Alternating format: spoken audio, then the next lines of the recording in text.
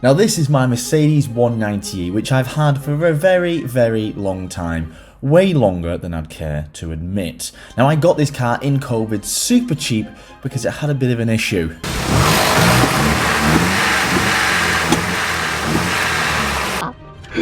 Oh no, it's fucking hot. That is fully coming off the teeth. So we started doing my first ever engine swap, and at some point I didn't think I would ever get it running, but thanks to William,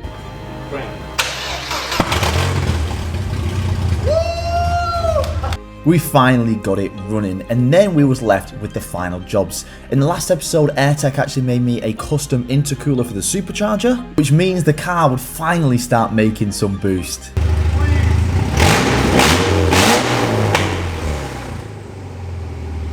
Oh wait, it's not plugged in.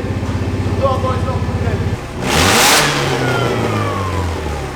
The car's a bit loud. And yes, the car was extremely loud, but this takes us nicely on to our next video where we ticked off a load of jobs that we had to do. But there's one job remaining. It's the exhaust. Do I do it myself? Or do I get someone else to do it? Now don't get me wrong, exhaust work is very hard, but we did not get where we are today by giving it to other people. So let's give it a go ourselves. So let's get on to making this exhaust. Luckily there's a load of things in the unit that are just lying around, and I actually found this 2-bolt flange. It had a bit of an exhaust on, but I just cut it off, and it looks like that's going to fit. Now it looks like we're going to need a 90-degree bend, but the angle of the manifold is pointing a bit down, so it's actually going to be around a 60-degree bend. So I found this 90, and I'm hoping if we cut it in the right place, we might be able to get it to work. Now there's a really good saying in the fabricating world, and it's measure twice, cut once. I say, don't worry about that. Just give it a bit of an eyeball and just send it. Right, so, oi! I can't believe how good that has gone. That's pretty much exactly what we need. Luckily enough, I'm terrible to grind, so I've not cut that flat. But that's actually a help. Like that. Look at that. I think it might need to just come a little bit down. That's where we can like tack it and try it. But like that is pretty much bang on, really. Now I know I did say earlier just send it, but with welding, trying to cut off a full weld is a pain. So I am just going to tack it just to make sure we got it in the right position before we fully weld it up.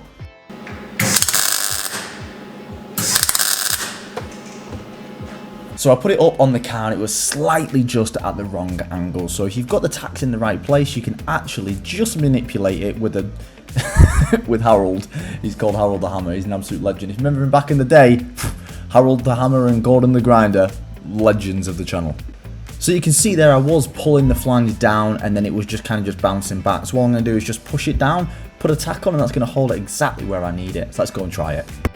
So I'm actually not going to lie, I think this is literally going to work. So that's where it's going to sit roughly, a little bit further over. So it's going to sit like that, kind of. So that is pretty much bang on, especially when you think the exhaust is going to be up here like this. So I'm not going to fully weld that just in case, but like I've barely got much of a gap to fill as well. So I'm honestly very, very happy with that, to be fair. I can't believe like the first attempt has pretty much done it. So what we've got to do is I've still got a twin exit here on the exhaust. So we need to chop off that twin and make that into some kind of a single. I'm hoping that what we can do is we've got we'll have that there. You know, we can put a slit in this one, put 2 slits in there. We have got a pipe stretch as well, whatever you f***ing call it. You know, we can make that a little bit bigger if need be, but if we put 2 slits in, then we can literally slit that over, lift the exhaust up. But what we've got to do for that is we need to make this 3" as well. So there is quite a big gap, so I'm hoping we've still got quite a decent amount of straight left. But what we've first got to do is we've got to chop off this twin exit here and make it into a single so we can weld on a 3". So there's a little bit of a thicker bit here. So I'm not going to chop it on the bend, there's a nice thick bit here, so we're going to chop it on that.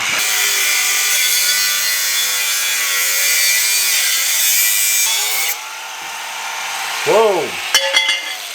Now one thing we need to see is how big of a gap this is, because you might have to buy... Oh. I mean, I don't know, I probably could be a little bit bodgy and just Nah, there's no way I'm bridging that. So we're going to see what different size exhaust tubes we have. So I might have to weld one a little bit bigger than that, and then weld that to kind of just shrink this down. Or we're going to have to buy an exhaust reducer. Now I'm not happy about them because they're like 70 quid for like a little thing. I had to buy one for the E30. And I was like, how much? It's only a little bit of metal. Here we have something which is a little bit smaller than this. We use this as our own reducer. So this fits over here, somewhat snug. We'll be able to weld that. It's a little bit loose, but we'll be able to weld it. If you look inside, it's actually almost the same size. So that's great because that gives us options to slide a 3-inch over that and weld that, and then basically just make our own reducer using this. So we're going to cut this nice and small, and we're going to put that over there.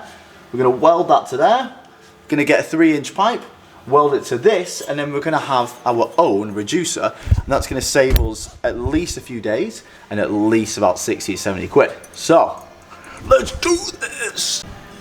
So this is a bit of 3-inch pipe that we've got, and this is the same size as my downpipe. So this is going to be our slide over. So what we can do is we can expand this exhaust, this side, a little bit, put some slits in. That means we'll be able to slide that over there and clamp it down. But what we're going to do is we're going to, obviously we want this kind of welded like that. We don't really want it all the way in. We kind of want it nice and smooth, and we can weld it just like that.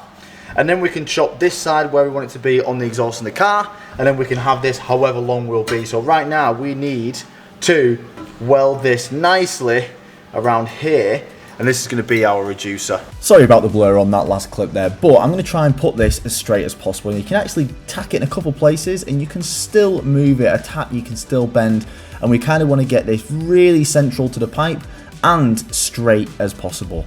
And once it's as straight as possible and we're happy, we're going to try our hardest to get some nice clean welds on here.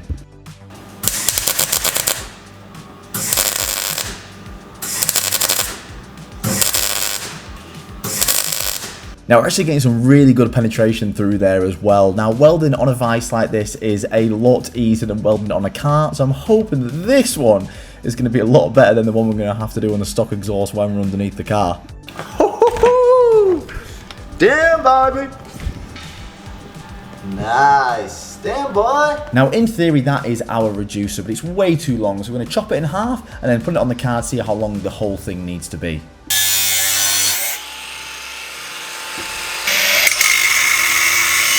Now, I'm not scared, so again, not measuring, just going full send, but by eye, I've given myself a lot of leeway. It should be way too long. Well, I hope so. Now, to actually make this exhaust work and be able to actually remove it and put it on, we're going to have to make this bit sleevable. Therefore, we just need to expand the 3-inch out a little bit so it slides over the 3-inch on the car. Yeah. It's a little bit loose, but So once I clamp it down. yeah. Well, you clamping that bit. Yeah, I'll slit this bit and then clamp that. Yeah. Yes. So I've bolted the, let's call it a downpipe. So that's going to sit like that. This is going to slide in here. We just need to cut this to the right length. We're not far off, but this is going to sit almost like that. So just a little bit too much. So let's just say that goes there. So we need to get the pen. We need to chop that much off. So let's just do it. Let's go and chop that end off. And once it's at the right size, we can then weld it onto here and then weld it on there and then fire it up and see what it sounds like, because I'm sick of listening to it sound like a tractor. Right, here we go, lads. Now the real fun begins. We kind of want it like this, a bit lower. It's gonna be hard. I'm gonna have to put quite a lot of taps on. I ideally want to get a jack under here. Let's try and find something to hold it where it needs to be, because it's gonna be a pain otherwise. Right, we've got it propped. We're gonna send it. Okay, let's just go. Let's tack it and then we can check it. Now, I thought I'd get away with not cleaning the end of the exhaust, and really I should have, but the weld is finding it really hard to stick to it. So we're gonna have to go and get something and clean it up.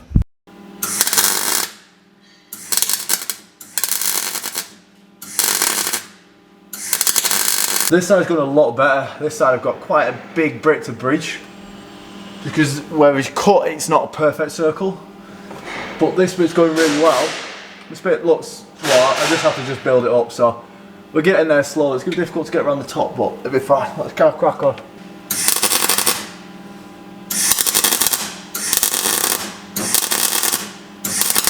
Now it's in the right position, we can drop the, when we want to do the top, we can just take this off, drop the exhaust and then get around the top, because that's going to be strong enough now. So exactly that. Try and make your life a little bit easier. For the sake of 2 bolts to drop the manifold, I can really get in that top now and get a nice clean weld all the way around the top of the exhaust. That looks really good. Bottom bit isn't the best, but that's why I was just trying to start the welds. But other than that, that looks really good. Nice. And then the final piece of the puzzle is just to weld the flange onto the 90 degree. Now this is actually quite sad, because I actually was really enjoying welding a load of stuff, and this is going to be the final thing we had to weld, but I'm glad because this one was nice and simple on the vise. Now we are going to have to put some slits in the end of the downpipe, because this is going to be clamped onto the other 3-inch pipe. And we need to put more than we would like to, because as you say, we expanded it a little bit too much and it is a little bit too big. So I'm hoping that with enough clamping force we can clamp it down so it doesn't leak. And then we can slide over the tube with an exhaust clamp and we can bolt it up to the manifold and clamp it down, and let's start it up and see what it sounds like. Okay, so it's time for the first start up. I'm under no illusion. I know there's gonna be, well, I mean, I hope there isn't, but I definitely think there's gonna be some exhaust blows, which is fine. Nothing, I've not put any exhaust paste on the joint or any, well, there's only one joint, but I think because it's a little bit bigger, it is pinching it a little bit, so I think it's gonna be a little bit of a blow, but nothing that some exhaust paste won't fix. And if there is a blow, like through a pinhole in the welds, then we'll just put a weld over the top. So, let's just start it up.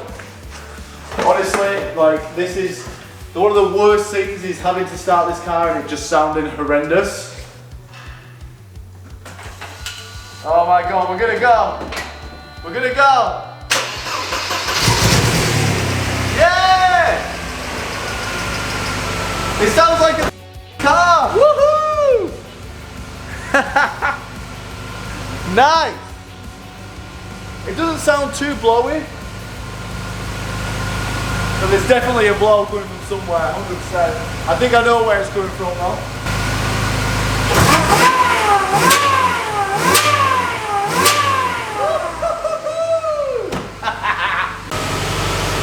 With a little bit of silicone and another bit of a weld, we've got no leaks.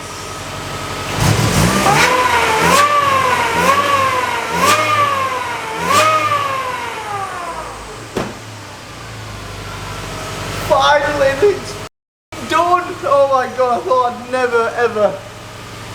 Well, we got to put the speedo back in the gear. Well, thank you to the person in the last video who said that the thing dangling was a speedo.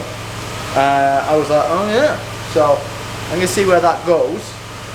And oh my god, we can actually take it for a drive. Still need to work out some kind of filters, if we don't have any. And it's okay, like, so for the filter for the.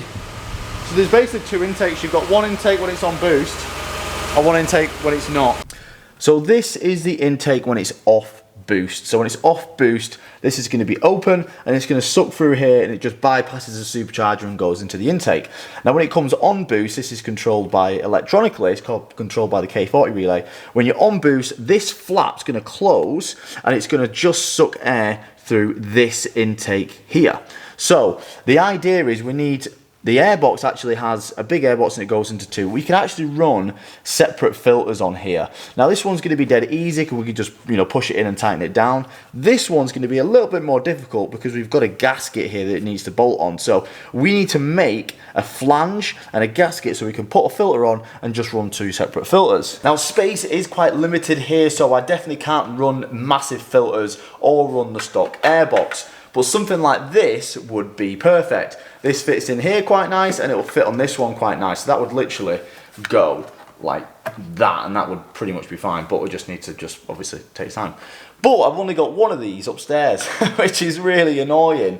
But this is the right size, so we can make something to fit this, and then we can use that on here, and we'll just order another one of these, or just one which is the right size to this, and then we can just run 2 separate filters. I think either we can do that in steel, or I think the guys at AirTech will happily help us out with that. They'll just make a little aluminium plate, and then we can just put a filter on. So I actually might ask AirTech if they'll just make that for us, but we don't really need that. We don't need that on for the sake of the first drive. So I've just spent a few hours getting the whole car kind of getting back together. So we've got the lights on, we've got side lights on, we've got the strip on. Same on the other side. The horn is now back on. That's all wired up properly as well, so that should be working. I've actually got the throttle cable mounted up and bolted up to the body here, so that's all working there. I've tied up a load of lines, so that big green wire, I've wrapped it all in it now. It's black and it's all tighter. I put the trim back on. I've started doing a load of bits, just tidying the whole car up. But there's one thing that we need to do before taking it for a drive, because I definitely don't want to blow up this engine after all the time we put into it. So I did decide it would be a good idea to actually get the filters on before going for a drive, just in case. I've spoke to AirTech and they said they'll happily make me that flange with a takeoff so I can put another filter on that side. So in the next video, we're going to be driving the 190E after all this time. So thanks to everyone who's stuck with this build. It's took way too long and I do apologise for that, but I've learned a lot of lessons on what not to do on builds going forward. So we'll see you in the next video and I love you all.